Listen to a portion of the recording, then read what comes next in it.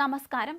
ആയുധങ്ങളും ലഹരിമരുന്നും വഹിച്ച് അതിർത്തി സംസ്ഥാനങ്ങളിൽ കഴിഞ്ഞ വർഷം കണ്ടെത്തിയത് 100-ലേറെ പാകിസ്ഥാൻ ഡ്രോണുകളാണ്. പല ഡ്രോണുകളും ബോർഡർ സെക്യൂരിറ്റി ഫോഴ്സ് വെടിവെച്ചിട്ടതാണ്. അതിർത്തിയിലെ പാടങ്ങളിൽ നിന്നാണ് ഡ്രോണുകൾ ലഭിച്ചത്. കണ്ടെത്തിയ ഭൂരിഭാഗം ഡ്രോണുകളും ചൈനീസ് നിർമ്മിതമാണ്. കഴിഞ്ഞ വർഷം 3 പാക് നുഴഞ്ഞുകയറ്റക്കാർ കൊല്ലപ്പെടുകയും 23 കള്ളക്കടത്തുകാരെ പിടികൂടുകയും ചെയ്തിരുന്നു. 14 ബംഗ്ലാദേശ് പൗരന്മാരും ഇന്ത്യക്കാരെന്ന് സംശയിക്കുന്ന 95 പേരും പിടിയിലായിരുന്നു. ഇതിൽ 35 പേർ കള്ളക്കടത്തുകാരായിരുന്നു. അതേസമയം അശ്രദ്ധമായി അതിർത്തി കടന്നെത്തിയ 12ഓളം പൗരന്മാരെ പാകിസ്ഥാനിലേക്ക് തിരിച്ചയച്ചതായും BSF മുതിർന്ന ഉദ്യോഗസ്ഥൻ പറഞ്ഞു. അൺമാൻഡ് സിസ്റ്റം ഗ്രൂപ്പിന്റെ സൂപ്പർ കാം ഡ്രോണുകൾക്കാണ് ആവശ്യക്കാർ കൂടുതൽ.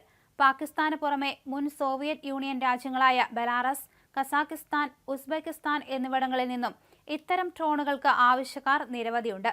ബെലാറസിലെ പ്രതിരോധ സേനകളിലേക്കും സൂപ്പർ കാം S-150 എന്ന ഡ്രോണിന് വർദ്ധിച്ച ആവശ്യങ്ങളുണ്ട്. പ്രതിരോധ സേനകളുടെ പരിശീലനത്തിനും അതിർത്തിയിലെ സുരക്ഷാ നിരീക്ഷണത്തിനും വിവിധ സൈനിക ആവശ്യങ്ങൾക്കുമെല്ലാം ഈ ഡ്രോൺ ഉപയോഗിക്കാനാകും. പാകിസ്ഥാൻ ഇത്തരം ഡ്രോണുകൾ പ്രതിരോധ ആവശ്യങ്ങൾക്കും അതിർത്തി നിരീക്ഷണത്തിനും ഉപയോഗിക്കാനാകും.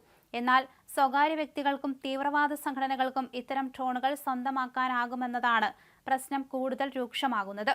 പാകിസ്ഥാനിലേക്ക് ഡ്രോണുകൾ കൂടുതലായി വരുന്നു എന്നതിനർത്ഥം അതിർത്തി വഴി ആയുധങ്ങളും ലഹരി വസ്തുക്കളും ഇന്ത്യയിലെത്താനുള്ള സാധ്യത കൂടുന്നു എന്നത് തന്നെയാണ്.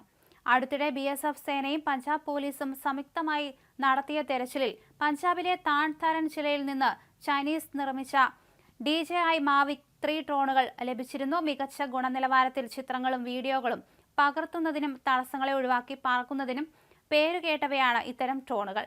പരമാവധി 46 മിനിറ്റ് വരെ ഇത്തരം ഡ്രോണുകൾക്ക് നിർത്താതെ പറക്കാനാവും.